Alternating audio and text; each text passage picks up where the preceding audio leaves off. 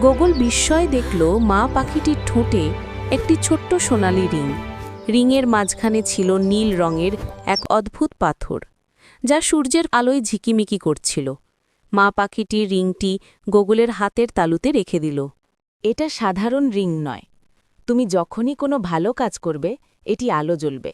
আর তুমি যদি কখনো বিপদে পড়ো, রিংটিকে ৩ বার ঘুরিয়ে বন্ধু বলে ডাকবে, তাহলেই আমি বা আমার কোনো বন্ধু তোমাকে সাহায্য করতে আসব। গোগল হতবাক।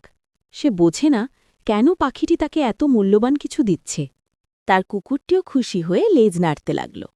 গোগল বুঝতে পারল আজ সে শুধু একটি পাখিকে বাঁচায়নি, বরং একটি নতুন বন্ধুও পেয়েছে, এবং পেয়েছে এক অসাধারণ উপহার, জাদুর রিং। রিং সত্যিই কাজ করে। তবে আমি অনেক প্রাণীকে বাঁচাতে পারবো, মানুষকে সাহায্য করতে পারবো। টুকাই, আমরা এখন শুধু বন্ধু নই, আমরা হব গ্রামের রক্ষক।